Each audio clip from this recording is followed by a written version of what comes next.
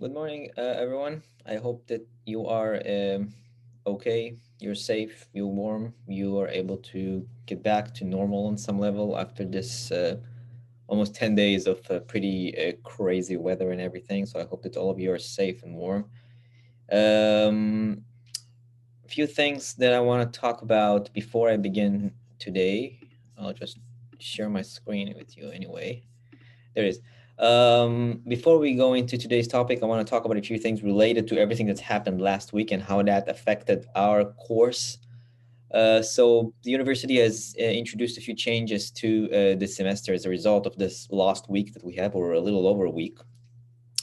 And how is that affecting ours? So first of all, I updated the syllabus and placed a new version of the syllabus for each one of the sections on Canvas. So you can go into the module section in Canvas and find in the student experience, I think is the name of the specific module. You will say there that you'll have syllabus for section 500 or 501 updated, and that's the updated syllabus to make sure that everything is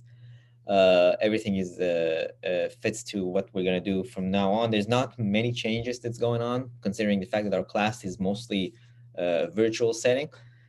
Number one, the survey, this not survey, I'm sorry, the quiz, the number two quiz that was supposed to be submitted by all of you until last night. I cancel it because I'm, first of all, again, this is part of the university guidelines for this particular week, but also because I'm sure that many of you, I hope that not a lot, but I'm pretty sure that many of you had power problems over last week and didn't have time to access the readings and everything. So quiz number two that was due on Sunday night, last night, is canceled. All of you will get the 5 points for the quiz, so don't worry about that. A second change, which does have an effect for us, is in regarding to the midterms. So the last day to update midterms has been moved by the university, which gave you an additional week. So far you were required to send me the midterm task until March 5th, which is Friday in a little over a week. And now, because it was updated by the university, so I gave you an extra week, and so you will have to submit the the midterm task, the midterm assignment, which is also an assignment on Canvas, by March 12th, which is Friday in a little over 2 weeks, 2.5 weeks. So by midnight on Friday, March 12th, it's the last day to submit this task. The assignment has been updated on Canvas, so you shouldn't worry about that. One last thing, again, coming back to everything that happened last week, if you're a little bit behind in terms of the attendance, in terms of watching the lecture, do not worry about that. Try and catch up, try and watch all the lectures online, and just send the attendance board. You don't have to worry about that whole thing. I will take care of it. And sure, just make sure that you watch the lectures whenever you can, whenever you have power, whenever you're back to normal on some level, and we can move on from there. Okay? So our last meeting, the last video that I sent was actually a week ago on Monday, I think. I've lost track of time myself also. But in that lecture, I talked about rational choice as one approach to study behavior and how that is applied in the context of IR theory. So mostly relying on the idea of a rational decision process, updating information, going through all the potential alternatives and choosing the one which maximizes our utility. That's the basic fundamentals of rational choice. And this has been applied as an analytic framework to study behavior in international relations as the foundation for a lot of IR theories, such as realism, neorealism, and others. So we talked about the baseline of the basics, of rational choice, what this theory is all about. Then I talked about the Fearon paper, a very famous paper, which explains the decision to engage in war as based on a rational decision process. Fearon begins with talking about and presenting the bargaining range and how every two actors who have some kind of disputes among themselves should be able to identify this peaceful settlement between them before going to war because of the risk of war. We talked about that, how that comes into play with this figure that I had on the slide.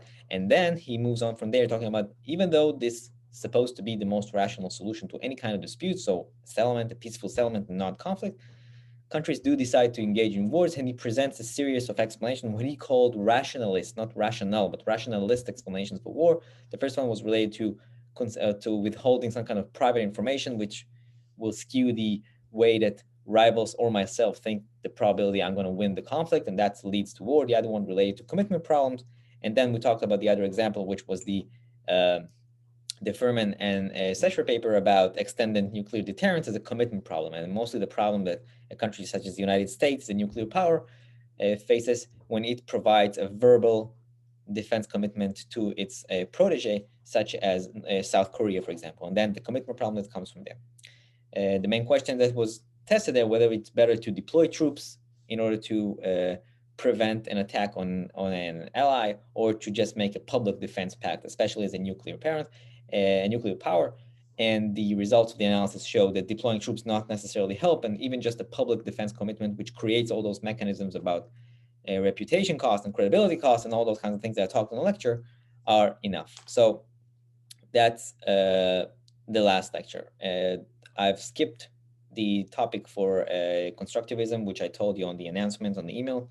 I've uploaded the slides, so if you want to read the slides, you can see them online on Canvas or on the course's website. And if you are interested in this topic and you want to hear a lecture about it, just send me an email and I can send you something about that. Today we'll move to a different topic.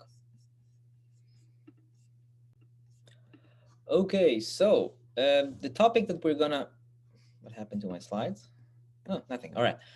The topic I want to talk about today is political psychology. Political psychology offers a rather different view of explaining international actions or the actions of states in the international system. And the main difference is that this approach focuses on the individual decision maker. So the first question we should ask in that context is, why should we care? Why should we study individual leaders, individual ministers, individual members of the public? Why do we care about that in the context of what we want to understand, which is how do states behave, what types of action states are enacting in the international system?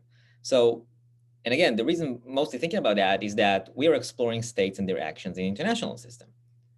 As theories such as realism has showed us, the focus should be on the system as shaping the actions or the behaviors of states. Think about also liberalism. You don't have to go about theories of war. Liberalism is based on citizen preferences, right? As kind of driving the actions of states. But the theory actually focuses on systematic explanations, and states' behavior is a function of these aggregations of public views. So again, why do we need to look at the individuals?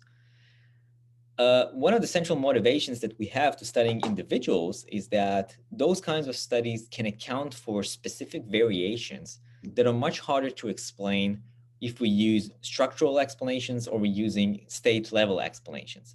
For example, consider the fact that both President Clinton as well as President Bush, and in that sense I mean W. Bush, the younger Bush, faced relatively similar type of information regarding what's happening in Iraq in the latter half of the 1990s and the beginning of the 2000s.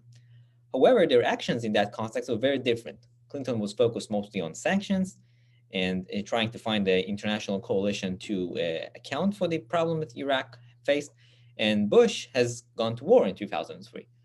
One of the ways that we can explore this kind of variations, which is very hard because they face the same type of information or the same types of structural conditions when it comes to the Iraqi situation. How can we explain those different actions that they took? Is by investigating individual leaders that can provide us some answers. In general, over the last decade and a half, almost 20 years actually, we see a substantial growth in research that focus on investigating psychological or integrating psychological theories into the studies of international relations. And there's three potential causes for that over that time span. First is the occurrence of multiple global events that are highly linked to psychological explanations. For example, the 9/11 attacks, the war on Iraq. All of them provide us, we can use psychological theories to explain the causes of terrorism, the causes for individuals radicalizing into supporting terrorism. We'll talk about later in the semester. Testing a lot of those events tested the limitations of the rationalist explanations to war that I talked about in Fear. And a lot of them also tested the origins of intelligence failures. So 9/11 was a very famous intelligence failure for the United States. And it's hard to use rational choice to explain them. So we can rely on a lot of psychological explanations to provide in order to think about those events and understand what happened there. Another reason is the fact that there's been an expansion in the interest when it comes to micro level theories and the expanse of the system types explanations. One of the main reasons for that is that essentially a lot of those system type structural theories rely very heavily on micro level assumptions. So we are having assumptions about how individuals behave within a unitary actor, and that serves as a foundation for realism, but still it relies on an individual level assumptions. So there's been also a growing interest in mechanisms, specific mechanisms and processes, which provide us a lot more room to use psychological approaches to explain those causal chains. So if we want to explain the behavior in international system, we want to focus on the process leading to selecting conflict actions or going into negotiations, whatever that may be. If you want to focus on the process, we want to understand the mechanisms that led political decision makers to adopt those kinds of policies. We can focus and we can rely on a lot of the foundations of political psychology to understand that. And the third is a change that has really happened over the last decade or so, that in the past, psychological explanations and rational choice were seen as two contrasting frameworks to understand behavior, to understand decisions. Each one of those schools of thought, if we want to call it that way, was focusing on doubting the reality of the assumptions of the other and how much those fit to the different methods that we can do and how much do those theories fit to reality. However, really over the last decades, development and work by political psychologists and scholars that adopt more of a rational choice and those kinds of researchers also in behavioral economics made both of the approaches a lot closer. It's shown that there's a lot of complementary aspect between them, and we can actually use the power of psychological explanations as well as rational choice in order to build a much more powerful explanation for types of political actions in the international system and also in the domestic section in that sense. So instead of viewing them as contrast, they actually became complements of one another. Now, overall, again, we're still in the introduction phase of this topic. What does this increase in research on political psychology looks like? And what I want to show you now is a couple of figures that are based on an article from a couple of years ago. What the authors in that paper did is that they collected article submissions, so submissions of research over a 4-year span between 2013 and 2017 to a few of the top journals of IR research.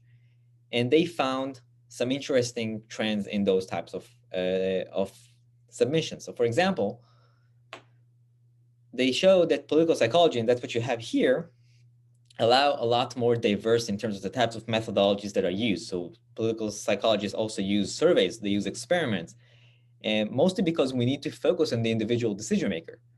So that means that political psychologists, when they address actions in the international system, they need to incorporate methods and models that are less prevalent in the existing IR research, and many of them comes from other disciplines such as economics and psychology. What we have in this type of figure, that's a pretty cool way to demonstrate this thing.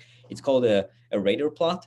What you see here is the different types. So we have here different methods in this case. We have statistics, we have surveys, experiments, and the red, more of the light red background represent research in political psychology or submissions, and the blue one represents the other types. So what we see that for non-political psychology submissions, there's a very strong dominance towards using statistics as a methodology, or also a lot of case studies. On the other hand, we see that political psychology, and that's exactly what I just talked about, has a lot of work. The further away this line is from the center, that means that there's higher number of submissions. In this case, there's a lot of submissions that they're using surveys and experiments, but there's also a lot of statistics and case studies. So there's a lot of more diversity when it comes to the methodologies used in these types of research. Political psychology addresses a variety of issues. Most dominant, again, if we're using the same type of plot here, is foreign policy decision-making and international security. There's some work when it comes to international relations theory. One of the differences we don't see here in political psychology, and we see in the other types of research in IR, is the dominance of areas such as political economy, which I'm going to talk about next week, and international organization, which I'm going to talk about, I think, 2 weeks from now. So those areas are prevalent in other types of research, not political psychology, relying on rational choice and other methods and other theories. The political psychology research is mostly focusing on those areas. So this is another interesting finding. More specifically, within those issue areas, so the most dominant for political psychology we can see here is public opinion. You see a lot of research which relates to public opinion and elections, and there's also work on theory, and there's also work on different types of conflict. And this trend reflects past work, which focused on those kinds of issues, but also the shift to public opinion and much more studies on public opinion when it comes to political psychology, and which relies on not just studying political leaders, which was very dominant in research, not in political psychology, focusing on leaders' behavior, but also looking at the public itself. So this is a little bit of the background of this area.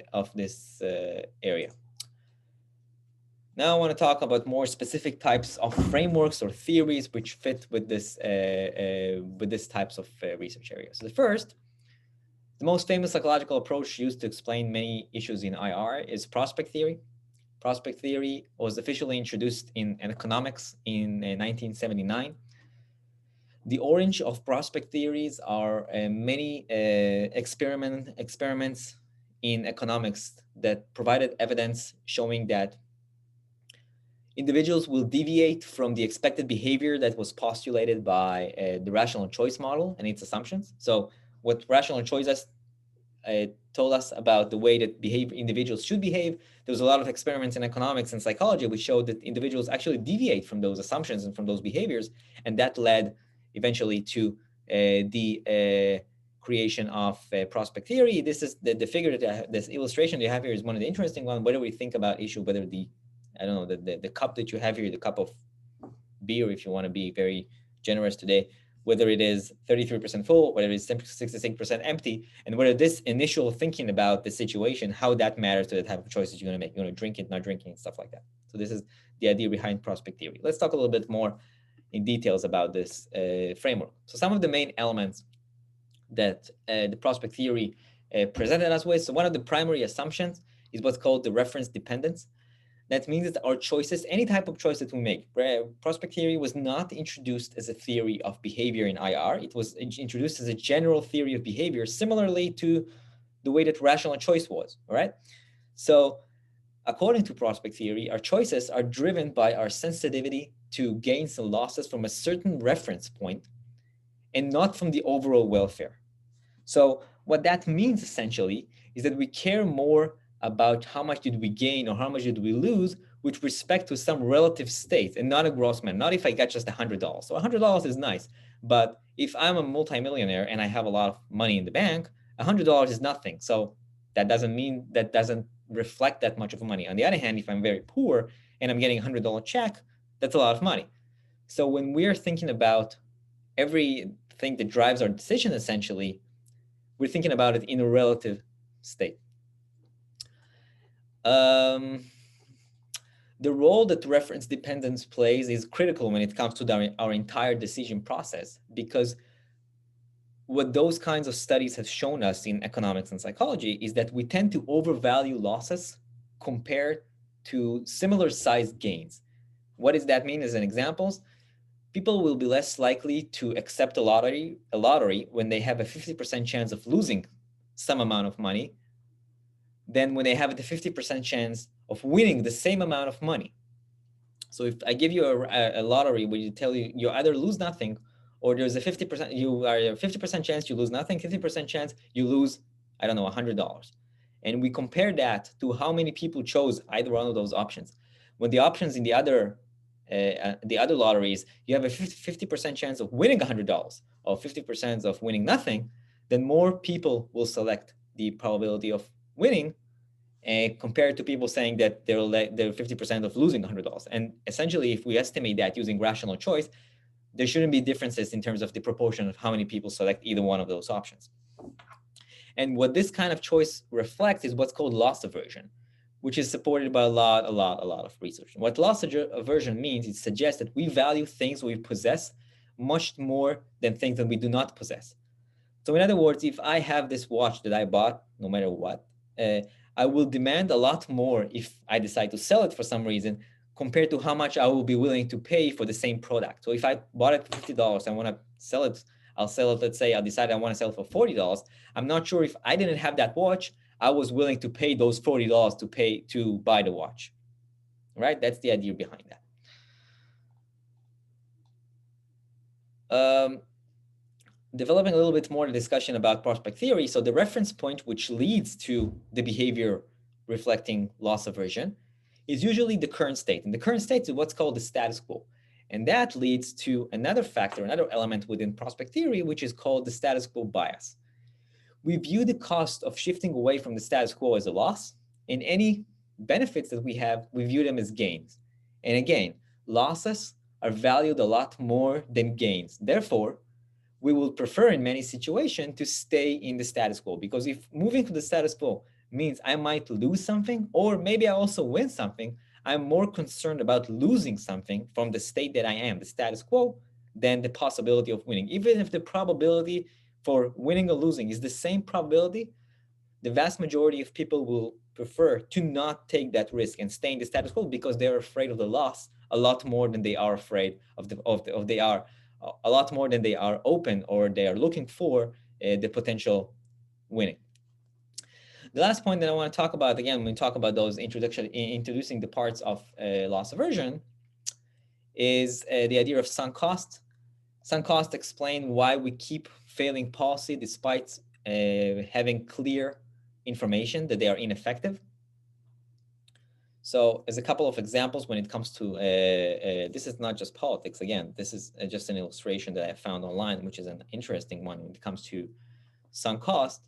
So we don't want to risk taking different actions, so we'll just play it safe and we'll continue what this cartoon shows here, slow decline into obedience. That's a sunk cost. I'm not willing to move away from something I'm invested in and take a risk on something new, so I'll just stay in the same situation, even if that means I'm still losing. So this is just a nice illustration for the idea. In the context of political choices, we can think about the persistence of wars in Vietnam, the persistence of war in Afghanistan and Iraq. And for the Afghanistan, we can think about not just the United States, we can also think about the Soviets at the time.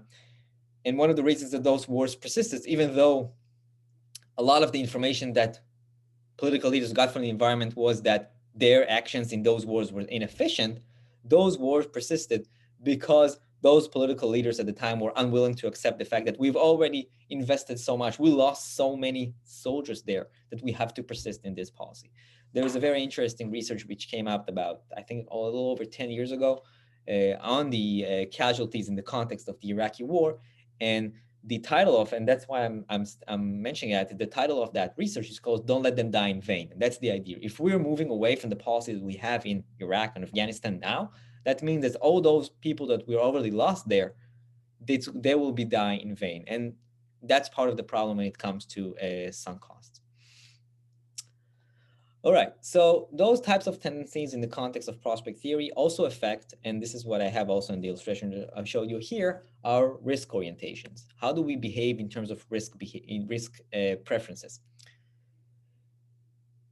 In those kinds of situations, we tend to be a lot more risk accepting when we are in the domain of loss, when we lost something, but we'll engage in a lot more risk averse behavior when we are in the domain of gains.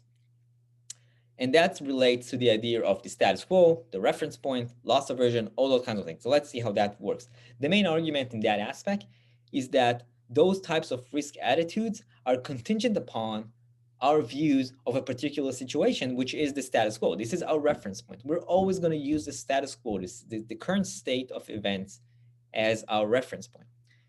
We're not going to look at the full return of the choice. So in other words, the variations that every individual will have in his own risk profile, whether the individual will engage in a risk-taking behavior or risk-averse behavior, will depend on how that individual perceives the situation and how that relates to the status quo. If I think for my earned situation that I don't want to take that risk because I've already gained something, I don't want to lose something, that's loss aversion, I will that's loss aversion, I'm sorry, that my behavior will be most risk averse. I'm not going to take the risk. On the other hand, if I already lost something, I say, well, I've already lost something, what do I have to lose more? Then that might lead me to take more risk. And that's part, just overall, of the way that casinos makes a lot of their money. Why? Because they tell us, well, you lost $100. Well, maybe you want to bet now, double or nothing. And you already lost something, right? So you're in the domain of loss. You're taking the risk. I'm saying, yes, I'm going to bet double or nothing because I want to recoup my loss. And that's part of the problems of that. And that comes to the status quo. The status quo is no longer the fact that I've lost $100. I'm already down $100. That's the new status quo. And I want to compensate for that and go back to at least breaking even, if you want to call it that way. So I'm going to keep betting until I recoup my money. And when I'm ahead, if I'm betting or whatever that is, the main suggestion that is given to people is if you're able to win money, especially in gambling and stuff like that, you should stop and not keep betting. That's just general. Now let's move away from gambling and let's talk about example when it comes to a political example, and that's going to be Egypt. Egypt in the 1973 war, it's called the 1973 war by Egyptians. It's called the Yom Kippur War from Israel. The war began in October of 1973. What you have on the picture here is the Egyptian president, Anwar Sadat. He decided to go to war in 1973, mostly because he viewed the loss of the Sinai Peninsula as a loss for him, because he viewed the Sinai Peninsula as an Egyptian territory. Let me take 2 steps back, put us all back in the Middle East and reminding you. I don't have a picture here of the map of the Middle East to show you this again, but if you remember the map from a couple of lectures ago, there was Israel, and between Israel and Egypt, there was the Sinai Peninsula. The Sinai Peninsula, in the 1967 war, the Six-Day War, Israel took control of that area and still had it by the time 1973 came along. So the Egyptian president has decided to take the risk and go to war in 1973 because he was in the domain of loss. He viewed the Sinai Peninsula as an Egyptian territory, which he lost. So he was willing to take the risk and go to war with Israel, even though he knew that the probability he's going to win the war is not very high, because he knew that Israel, from a military standpoint, is a lot more advanced than Egypt. But he was willing to take the risk and go to war because he was in that domain of loss. So that domain of loss has led him to take those risk-taking behavior. Now, more specifically, Egypt has actually taken some actions during the war that allowed it to gain political victory, you can call it on some level, even though from a military standpoint, Egypt has lost that war as well. But from a political standpoint, they gain a lot of points. But again, we're thinking here about the decision to engage in war, and that decision was highly affected by the fact that the Egyptian president or the Egyptian leadership was in that domain of loss, so they're willing to take the risk. Okay, a little bit more about prospect theory. So another important concept in that discussion, which in a way accounts for a lot of those different issues that I've talked about so far, is the way that our reference point is framed, the way we perceive the situation we face when we have to make a choice, right? So how likely you are to take this type of frozen yogurt in the HEB or wherever it is that you do your shopping, compared to if the frozen yogurt is described as this.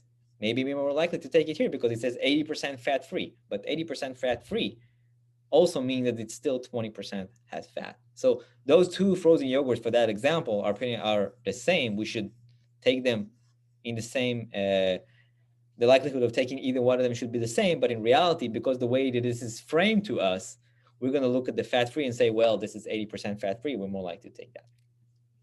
So this is framing overall, and I want to talk a little bit more specifically and give you this example by using a very famous experiment, what's called the Asian disease experiments, which I'm sorry that it's in this time with COVID and everything, it seems so fitting. The Asian disease problem has been from a research from the 1980s, I think, so it has nothing to do with COVID. But let's talk about that. This is an experiment that was ran by 2 of the authors that were presented the origins of prospect theory. And this is the types of problem that they were presented. So the United States is preparing for an outbreak of a disease. The disease, according to the experiment that they ran and the way that they presented it to the respondent, is expected to kill 600 people. The respondents of the survey faced 2 alternative programs to combat the disease, and it's been told to them that they need to assume, just like he says here, that the exact scientific estimates are as follows. Now, what you see here is 2 versions. So let's focus first on this version here on the left, what I call version 1. What you see here are 2 programs, and what the respondents have to choose is which one of them they would prefer between A and B. In program A, if program A is adopted, 200 people will be saved. And in program B, if program B is adopted, so there's a 1/3 probability that 600 people will be saved, so everybody will be saved. And there's a 2/3 probability that no one will be saved. Now, again, if you use the accepted rational choice process, the difference between those two is nothing. You should not have any difference. Why? Because if we take what we need to do in order to know how many people will be saved according to program B, is to take those probabilities and multiply them by the total number of people that we have. So we have a 1/3 probability of 600 people. That means that 200 people will be saved, the same as we have it here, right? And 2/3 are not 2/3 that nobody will be saved. We take 2/3 times 600, that means that 400 will die. So those two programs are the same, right?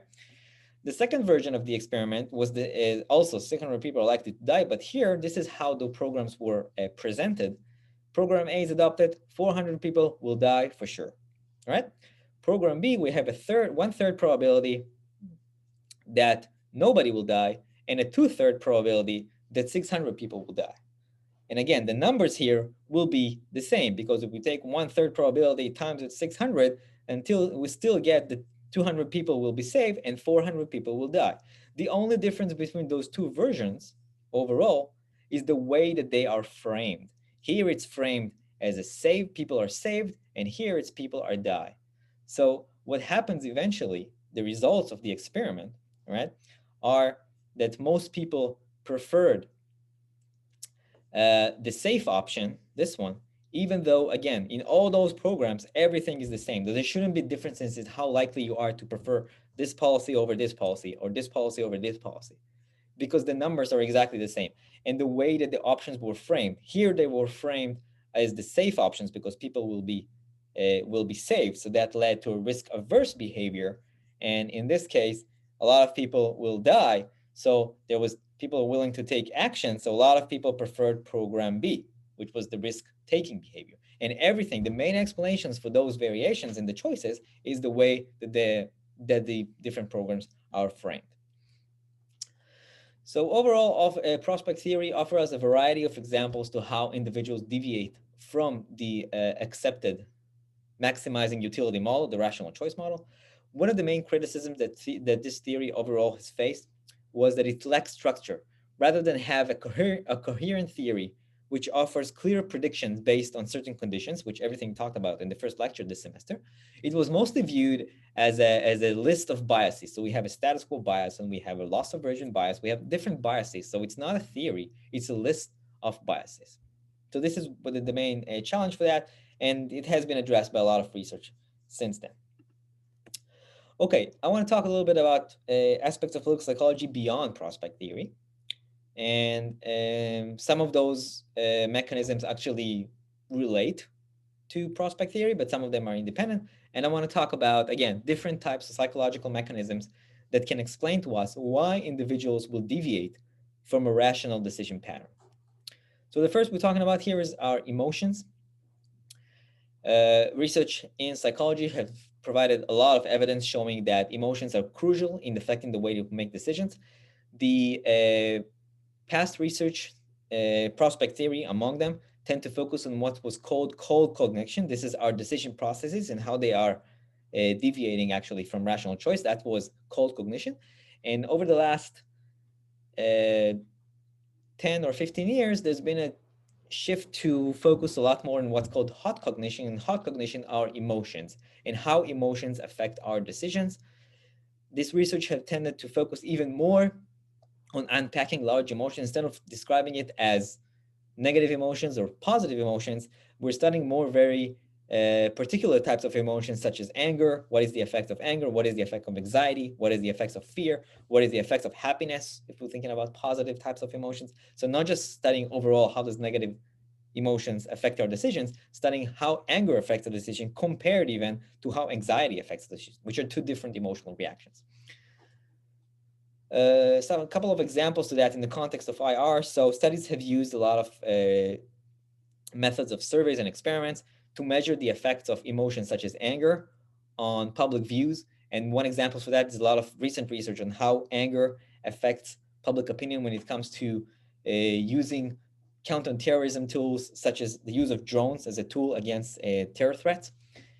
Those studies have shown that anger serves as a mediator in the sense that the more costly the terror threat, the anger is higher in that sense, and that leads to greater support by the respondents of the survey to using offensive tools such as drone strikes in response. That's a research from a couple of years ago. So again, even anger in this case serves as a mediator between the cost of the terrorism incident, for that example, and the support for some form of counterterrorism policy. In that sense, it was the use of drones.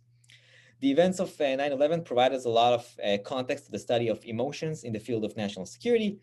Studies addressed different types of emotional reactions and how those emotional reactions translate to support different policy preferences, whether it is how does anger, anxiety, fear, those types of emotions affect the support for using the military or using other types of policies, such as restricting the entry of certain ethnic groups into the United States. So we're restricting the entry of people from East Asia or from the Middle East because concerns about our national security, and how much does emotions play a role in that process. A related issue in that case is what's called the civil liberties security dilemma.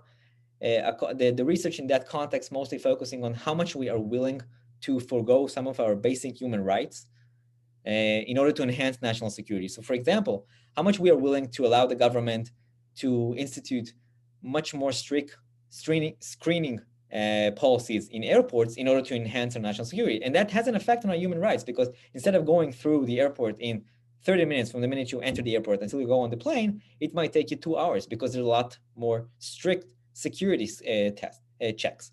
And how much we're willing to accept that in order to get better security. You want to look at something more specific? I'll give you more specific. How much we're willing to allow the government to track cell phone communication facing some type of threat.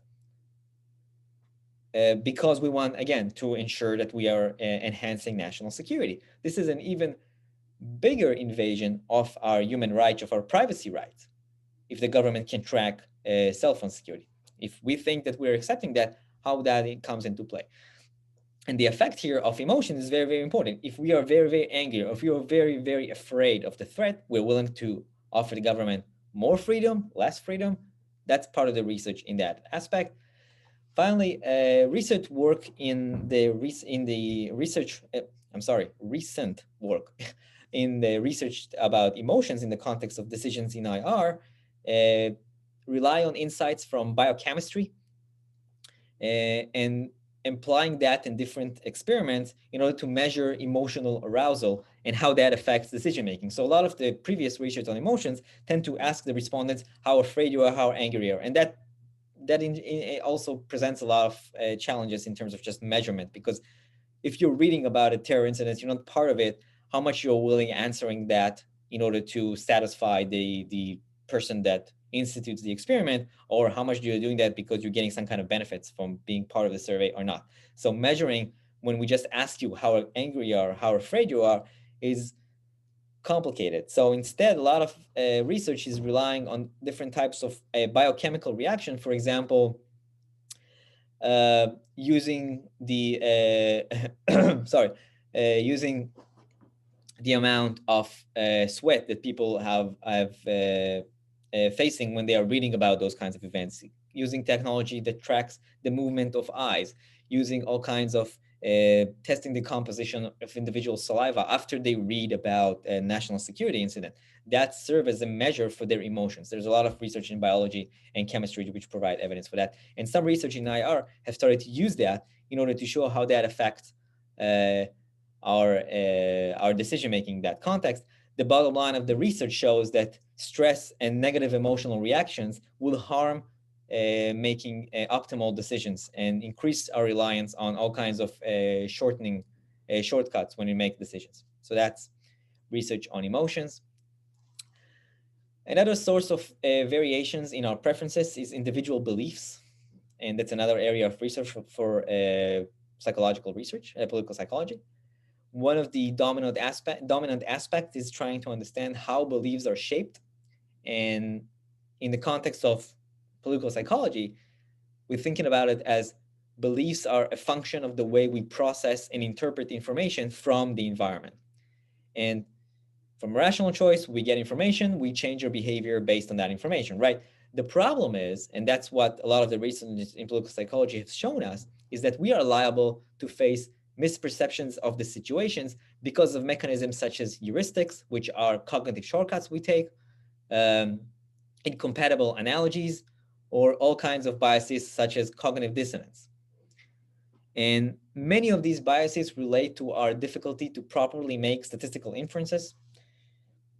Those take place because we are tending to provide more emphasis on some available evidence, ignoring information which is a lot harder to obtain, and we fail to understand base rates as predictor of future outcomes. Let's take an example in order to understand exactly what all that means.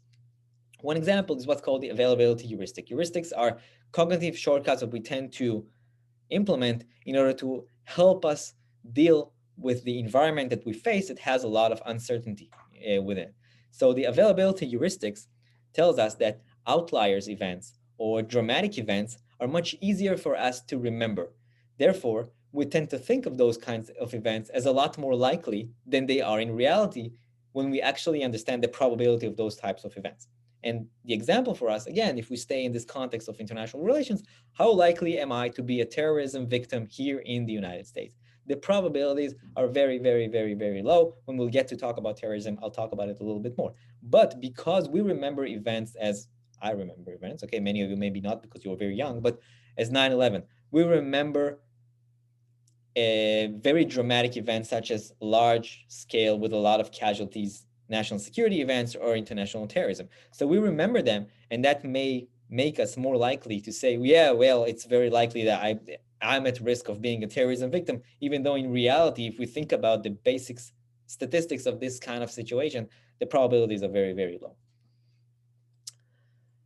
So those are one example to talk about misperceptions. We might engage in, as I said, incompatible analogies. We'll take other events that happened in past and we'll say that the events we're facing now is the same, even though it's not necessarily the same.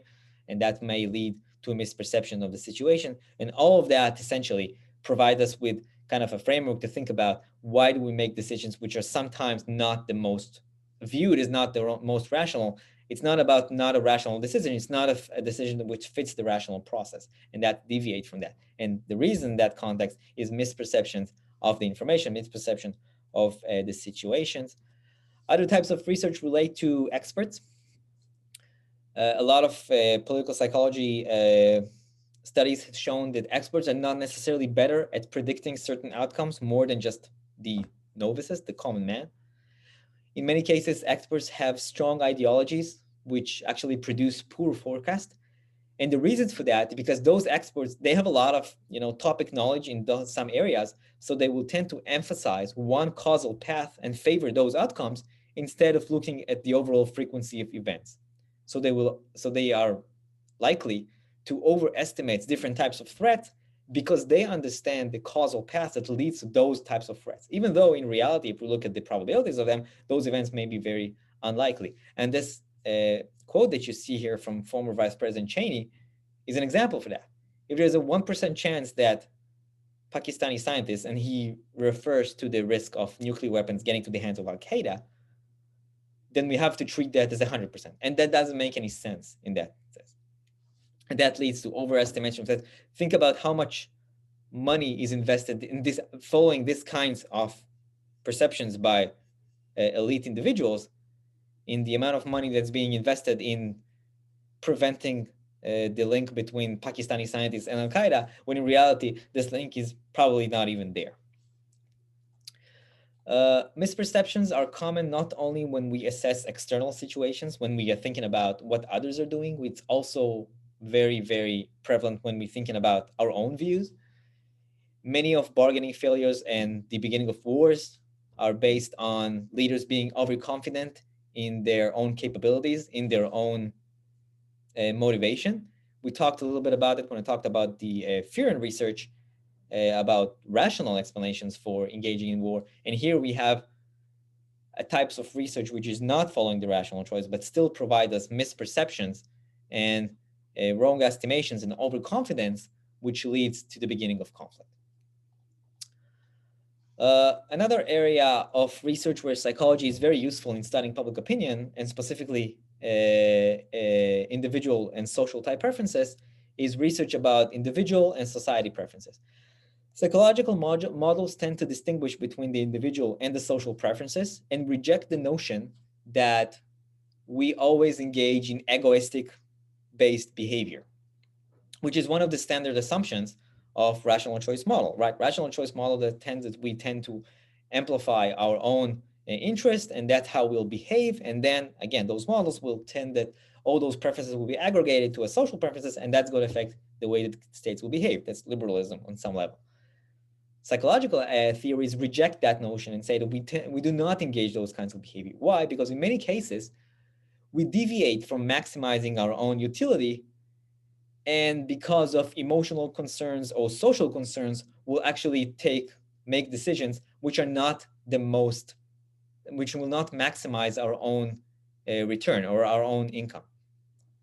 In essence, what we do is that we behave in ways that are not offering us clear and maximum benefits, and we're looking at it more in the aggregate. We care more about the social benefits of our decisions instead of focusing on our own personal benefits. And a lot of the evidence for that is based on, again, research in psychology and economics on different experiments. And one example for that, I don't know if you're familiar with that, is what's called the dictator game. According to the dictator game, what you have here is two people. One is the proposer, the other is the responder. The proposer offers some kind of distribution of let's say some kind of money. So there's $100, and the proposer will say, well, I want to offer you this amount of money, and for me, I will keep this amount of money. And the responder is the dictator in this case, because the responder in this case will have to decide. If the responder accepts the offer by the proposer, then the money will go the way that it was proposed. If the responder rejects that, then the responder gets nothing, but the proposer also gets nothing. Now, if we're thinking about it from a rational process standpoint, the responder should accept, from a rational standpoint, the responder should accept any proposal by the proposer, which is more than $0. Even if the proposer just offers him 10 cents, he should accept that, because that's the rational choice. It's better to get 10 cents than have 0 cents, right? This is a rational decision process. Now, the research has shown that in many cases, the proposer in those kinds of games does not offer this rational, because it's also rational for a proposer to offer this kinds of offer, right? To say to the respondent, I will give you 10 cents and I will keep $99.90. The most extreme example is I will offer you 1 cent, but let's keep it with 10 cents. This is the rational choice, the rational proposal also from this individual. However, the research in economics and in psychology actually showed that the offer in many cases is almost 50-50. And what does that mean? That's not rational for this one to offer $50. Why do you offer $50 if you can keep $99 and more to yourself in those kinds of examples? And that shows the importance of emotional effects, of social benefits. I don't feel good about offering to this individual, which I don't even know, just 10 cents. So I will offer him $10 or $50, a different split of the money. That's the idea behind that. And that's what it shows us, why those kinds of decisions are made. In the context of IR, there's evidence that show how social benefits are one of the primary explanations for public views of free trade. So in many cases, and we'll talk about a little bit more next week when I'll talk about political economy, but public economic preferences are in many cases driven by what's called sociotropic views. And sociotropic views is we're looking at how the economy performs as a whole, what is the economics conditions overall in the country, and not our own individual economic status. And that shapes our preferred economic policy that shapes our opinion when it comes to trade policy, when it comes to immigration policy, when it comes to all kinds of policies in the economic angle. There's other aspects such as nationalism or racism, which also drives some of these preferences. So it's not a fully rational process. One of the important drivers of beliefs or preferences is social identity. When individuals place a lot of weight on their social identity, that will lead them to adopt preferences that may be driven by emotions rather than strategic calculations. If we have a strong national identity, that's going to increase the likelihood we'll attribute malign intentions to countries we dislike. and benign intentions to countries that we do like, even if those two other countries behave in the same strategic manner. If country A and country B, one of them we like, the other one we dislike, because we have a very strong national identity. We like country A, we do not like country B, but both of them do the same kind of actions, we're not going to attribute the same types of motivations for both countries in that sense. So that's one example for that. Education and knowledge has been found to be one of the important conditioning factor on those kinds of preferences. When some of research have shown that when it comes to trade policy, right? I've talked about a little bit more when I talked about liberalism. We'll talk about a lot more next week. We talk about a difference between accepting or supporting free trade compared to supporting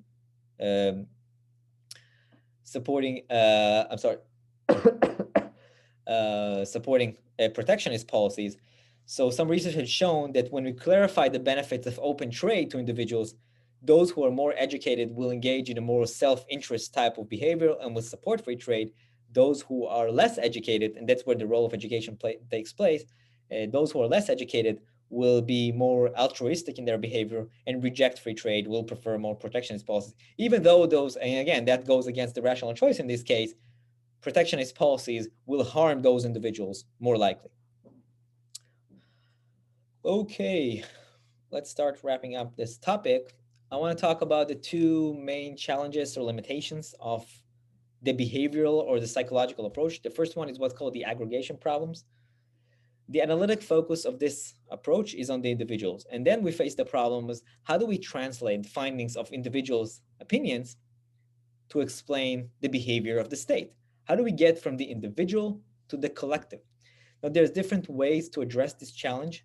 One of them is to assume that states behave according to the unitary actor assumptions, what realism, neorealism, all of those theories have do.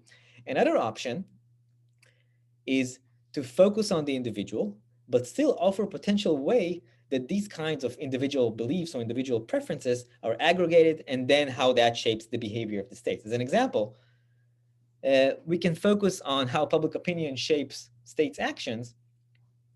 Most of the literature describes public opinion as a constraint that shapes the behavior of politicians, especially politicians that face electoral incentives, right? So if a leader is facing the prospect of elections in a few months, the leader is not likely to engage in policies, even if the leader preferred that policy. The leader will not accept that policy if the leader knows that the public rejects that. And how do the leaders know that the public reject that policy? Based on measuring individual members of the public. So public opinion tells us that the public, let's just as an example, rejects American intervention in events that are taking place in, I don't know, in the Caribbean.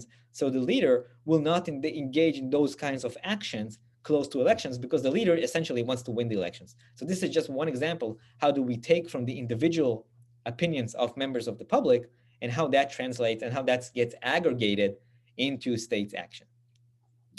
That's one challenge. The other one is what's called the external validity problems. Most of the empirical tests of the theories in this approach rely on what's called random samples or convenience limited samples of the public. So just anybody who's willing to be part of, if you've ever been part of the MTurk samples, or if we're thinking about students, you were a part, I'm sure that you had at least one opportunity during your time here in A&M to participate in an experiment or a survey. And this is what's called a convenience sample, because for the experimenter, the person that runs the survey, it's easier to recruit students because in many cases we offer you credit for that, those kinds. And the challenge here, similar to the aggregation problem on some level, is how can we generalize the attitudes of college students or just members of the public to the way that elite decision makers will behave in stressful settings such as international bargaining, international negotiations, trade agreements, wars, or similar to that. Now, the argument when it comes to external validity is a true argument, and that's a criticism that exists there. However, one of the primary responses to that is actually integrates the aggregation problem with the methodological requirement. The argument in this case is that as long as the theory that we propose to explain, our theoretical explanation, is a sound theory for the issue at stake, then what we need to do in order to do a very accepted test of the theory is to follow very clear protocols that focus on what's called random assignment of the individuals in order to test the causal mechanism. What exactly does that mean? When you are, as students, going into filling in a survey, so if the survey, for example, if we take the survey that you did a couple of weeks ago, it was whether to attack a country which develops nuclear capabilities, right? So the main causal factor in that specific survey, and we'll talk about it when we get to that point, is whether this country which developed the nuclear weapons, whether it is a democracy or a non-democracy. Random assignment means that for each and every one of you which filled in the survey, it was randomly chosen whether you went to read that this other country is a democracy or a non-democracy. I didn't know whether John or Jane or whoever you are will read about democracy or she will read about non-democracy. It was random as a whole. So as long as we follow random assignment of participants into those conditions that test the causal mechanism, there should be less of a problem when it comes to external validity. One more thing we can do is to specify clear what's called scope condition for the theory, and those conditions may restrict the application of the theory to specific decision makers or any decision makers. So if there's no scope conditions, it's only for certain decision makers that will take that. We can test that with everyone. Okay, I want to finish up by talking about some additional areas of research, especially new areas of research in the context of political psychology. One of them, for example, is the link between a resolve behavior which displays resolve in a conflict situation and how individual preferences comes into play there. So studies show how individual level elements are critical for shaping the extent of resolve to continue fighting in a war. Some research have used an experimental designs to show that the effect that individual preferences in the terms of time preferences matter here, whether you're more patient as in general, not just in the context of the conflict, but overall, whether you're a more patient person or less, how that may affect your level of resolve. So there's a research from a couple of years ago have shown that patient individuals are less sensitive to human casualties in conflict, so they are actually likely to display more resolve. One reason for that is that patient individuals actually place a lot more value on accomplishing long-term outcomes of conflict, so they're willing to accept immediate cost in order to accomplish those future outcomes.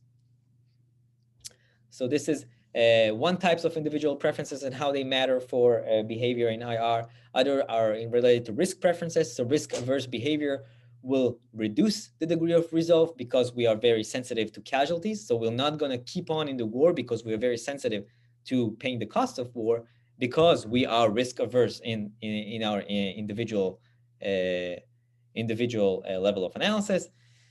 The effect here is different for those who are risk accepting. For risk accepting, you're more accepting of the potential cost of conflict, so you're willing to engage in additional conflict, you're more resolved in that case. Okay, before finishing up with the last couple of new areas of research, I will stop for today's attendance word. The attendance word for today is the word snow, like we had a lot this week. So snow is the attendance word. Few more areas of research. One of them is what's called the first image reversed. Recent work addressed how events in the international area affect individual. For example, studies address the effects of being exposed to conflict in the form of having combat experience, how that affects support for negotiation with rivals, or the likelihood of initiating conflict by leaders. If a leader was a member of the military and he faced combat, how likely that leader is to engage in conflict or not, how likely that individual is to support negotiation with rivals. So that's some research that is being engaged. Violence also has a more clear political effect.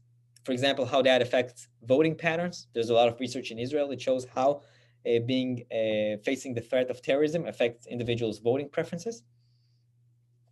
So this is one area of research. There's research about evolutionary approaches, which is an important development in the study of political psychology, is using approaches such as genetics or biology to explain relevant behavior. For example, how certain gene structures, how the gene structure of different individuals will drive the likelihood that those individuals will be more aggressive in their response to provocation. And that has clear effects on decisions when it comes to international behavior. If you have a certain gene structure which makes you more aggressive overall when somebody provokes you, how that may affect if you are an individual, you are the president, for example. There's research from a couple of years ago which used evolutionary biology to explain behavior.